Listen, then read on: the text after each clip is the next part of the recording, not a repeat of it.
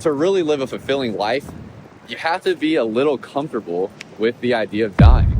And 3, 2. Actually, we'll wait till you make this turn. Why? Okay, never mind, we're good. Okay. So we just did one of the most impulsive things I've probably ever done in my entire life. Have you done anything more impulsive than this, what we're doing right now? I cut my hair short. Cut your hair short. That's more impulsive than this. Well, I guess, yeah, that's a pretty big. My hair was pretty long. That's true. That is true. That is a pretty big decision. Not And I have a mustache right now, so I guess that was also pretty impulsive. But this was more, this is more impulsive than that. We are leaving Texas right now, and literally less than 4 hours ago, we just started the conversation of like, maybe we should travel somewhere. And 4 hours later, we are already almost out of DFW and heading to Cannon Beach, Oregon, which is gonna be a very long drive. So we are road tripping up there. We're gonna be in the truck most of the time. We'll likely find a hotel once we get up to Oregon, but it's gonna be almost 2 straight days of driving to get up there because we're gonna go to, what spot in California did we pick? One of those. Yeah, some spot. We're going to the, yeah. Santa Cruz. I thought it was Santa Barbara. It was one of the Santas. We're going to Santa. We're going to see Santa. Yeah, we're going to do something Santa. Find some presents in California. And we're going to drive up. What am I supposed to do? And we're going to drive up the West Coast, up to Oregon. This is something that's pretty cool because this is the furthest you've ever drove, right? Yeah, probably. Yeah. I've done some other road trips over the last month, but I have not got out all the way to the West Coast. So I'm really excited to get all the way out there and go explore the West Coast. I didn't think that I was gonna get to do this before the end of the year. So literally in a matter of about 30 minutes, we made this decision. From like starting the conversation to like we're doing it was a 30-minute decision. So pretty excited and really think it's gonna be a fun time. So you'll get to come along to drive with us, and then it's gonna be some hopefully really cool sights once we get up to Cannon Beach in Oregon, and excited to take y'all along with us. As we enjoy the views along this first leg of the drive, let me explain to you why I'm taking time to even make this video to begin with. So as you can see, the name of the channel here is Firmly Unbound, and Firmly Unbound is an expression of exploration and freedom in work, play, and faith. So this video here is going to tap into the play side of things, and play is described in Living Firmly Unbound as it is our delight to explore new grounds, seek new experiences, and practice passing through the barriers of our comfort zones. And we did all of those things on this trip. So the whole goal of this channel here is to show you the different things that I am doing to live a more firmly unbound life, and hopefully encourage and inspire you to do the same. This trip was so last minute, so impulsive, that we really had no plan at all. You can see we drove pretty much all through the night. We did pull over and stop for about 2 hours to both sleep at the same time, but most of the time we were just switching, driving, and sleeping. This saved so much on our expenses, and then it was just a thrill getting to drive through the United States and see all the different sights along the way that neither of us had ever really seen before, and you definitely don't get to see if you are flying on a commercial airline. So a very thrilling experience, and definitely something that I did not expect to enjoy as much as I did with how long the drive was, because it was a lot of time in the car, but it was really so much fun, plus a lot of time to just sit there and talk with one another as well. And sure, maybe a long road trip isn't for everybody, but if you've never tried it, I definitely recommend giving it a try, because you might be surprised at how much you enjoy it. So we are making our way to Oregon, and we made it to San Francisco. We have the Golden Gate Bridge behind us here, but it's a gloomy, cloudy, rainy evening, so don't really get a good view. Nonetheless, it's still beautiful, but we're gonna stay here overnight in San Francisco, try to get a better view in the morning, and then work our way up into Oregon, where we're going to Cannon Beach. I did not know what to expect with San Francisco, especially getting here at night. It was dark, gloomy, rainy, and I mean, it's pretty surprising. It's pretty interesting. Cool. So definitely one of the more interesting cities that I've ever been in, and glad we took the time to just come out and explore and look around. We could have just hung out in the hotel and stayed put, but we took the time to come out here, go explore a little bit, and wow, we found some really, really cool.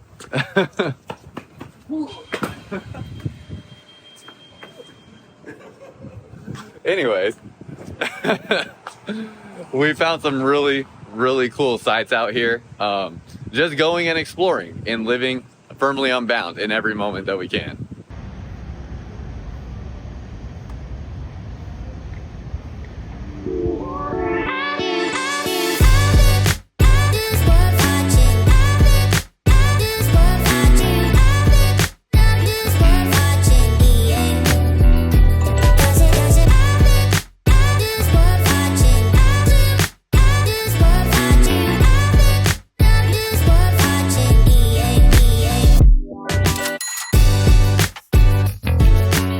Well, we got to see the sunrise here in San Francisco, here at the Golden Gate Bridge.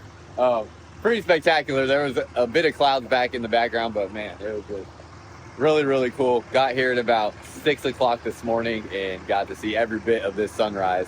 So we're gonna hang out here in San Francisco a little bit today and then go check out what the rest of the coast has to offer and head up to Oregon.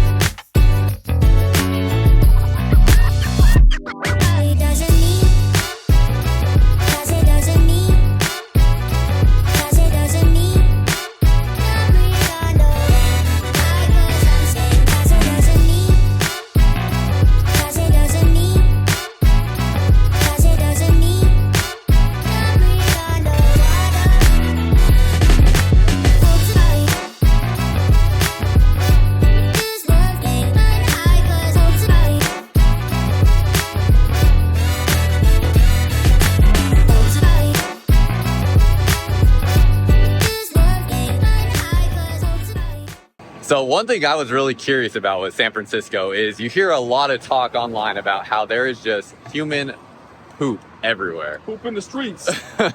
And I was curious if that's actually legitimate or not, and I can confirm it is absolutely legitimate. I'm not gonna show any of it on camera, but oh my gosh, it's all over the place out here. It is crazy. First-hand poop experience. Yeah, literally seeing it firsthand out here. And pretty much every spot where there's a tree planted, it's like someone has squatted down next to that tree and yeah, just done their business right out on the open street. And so yeah, it's pretty interesting. It sucks because it's such a beautiful city. Like, it is so interesting, so fascinating. One of the most interesting cities I've ever been in. But yeah, there's just... Gotta fertilize those trees somehow. Yeah, the trees out here are definitely getting fertilized, that's for sure.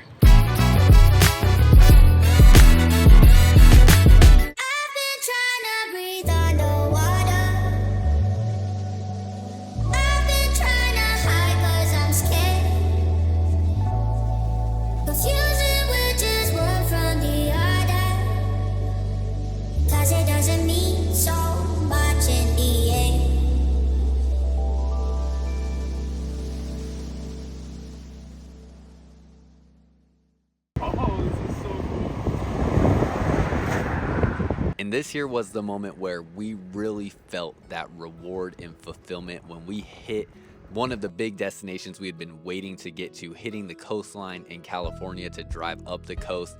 Made every minute of that drive feel so worth it to finally get here. But it's also important to note that it's just as important to enjoy the journey as it is to enjoy the destination.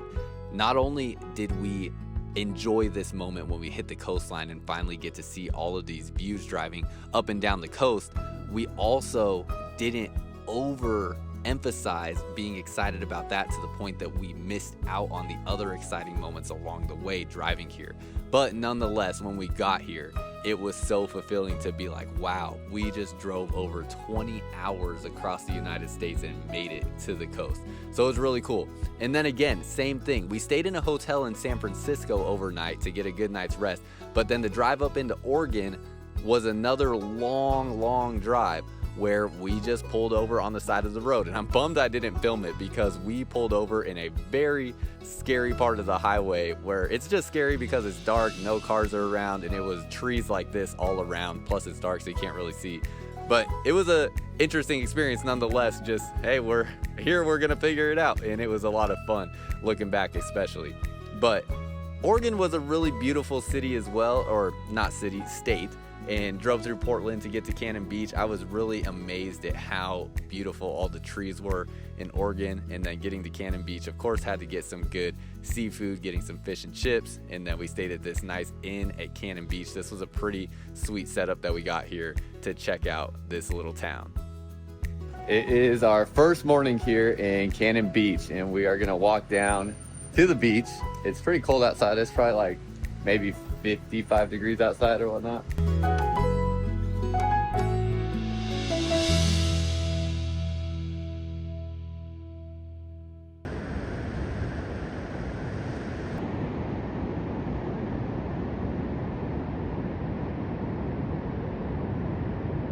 So we're sitting here and we were having a conversation that I thought was really interesting because it's like the essence of firmly unbound. And we were talking about how, you know, the ocean especially, so many people that I've talked to that I know that are just, I mean, wouldn't even want to go out into the water because they have so much fear and anxiety about what's out there.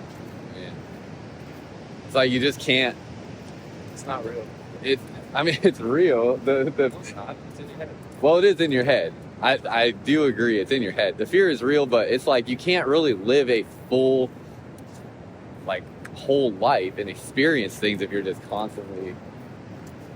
I don't think Just- fear is real. It's not real. No, No, you can just shut it off. that's true. It is all. That is true. Actually, it is just a thing in your head. Like it is an imaginary thing. You can just stop. I don't think anything is real unless, like, if you try to change it and you can't. Yeah. You know what I mean? But it's like, Fair. unless you have some sort of disorder or something that like messes with the chemicals in your brain, Yeah. that's a different story.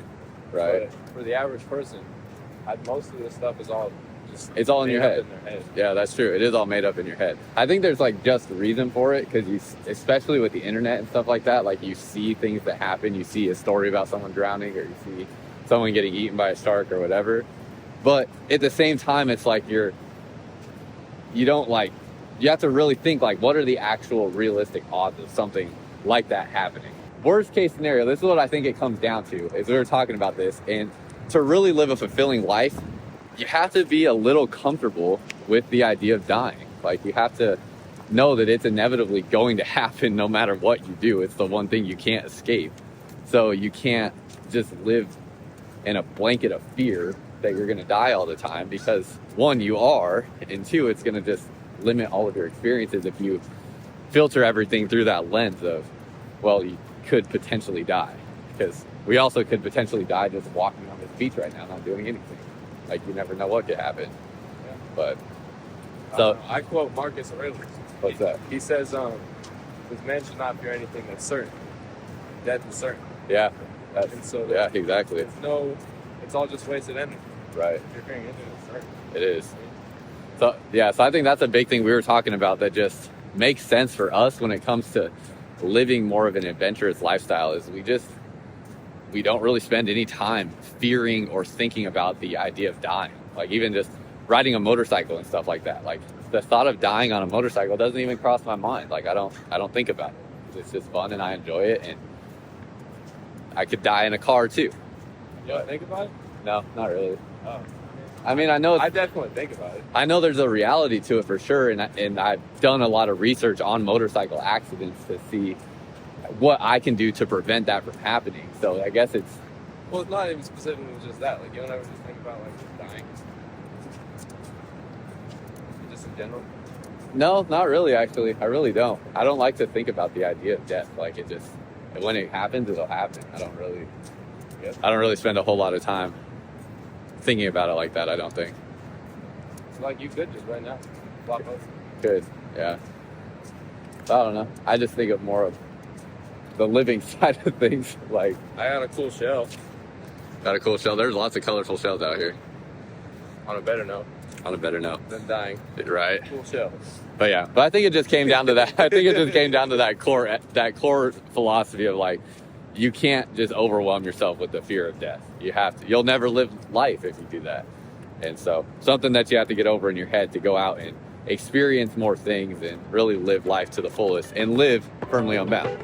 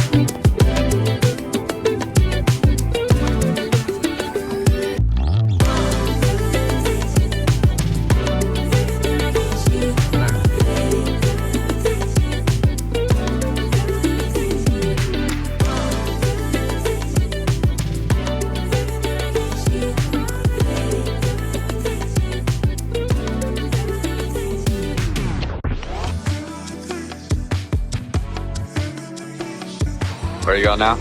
Denver. Denver? Yeah. Yep. And I'm going to Montana. We're going to Montana. Where we part ways. Dang, you look like you're going to Denver, and I look like I'm going to Montana.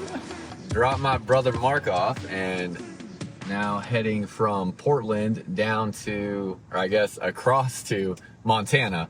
So that was a really cool trip. It was really enjoyable. We got to spend a lot of time together. It's kind of interesting because that's probably the most time I've spent with my brother in, I don't even know how long. At least since I moved to Texas, if not longer.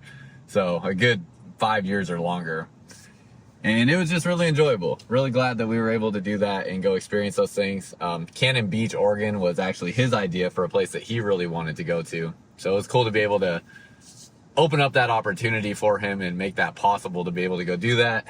And now Montana is one of the destinations I've really wanted to go see and experience. Although everything in Oregon has been really beautiful and really stunning as well. So excited to get to Montana though and see what Montana has to offer. So I think I got another like 12-hour drive here ahead of me and gonna start making my way from Oregon to Montana. So here we go.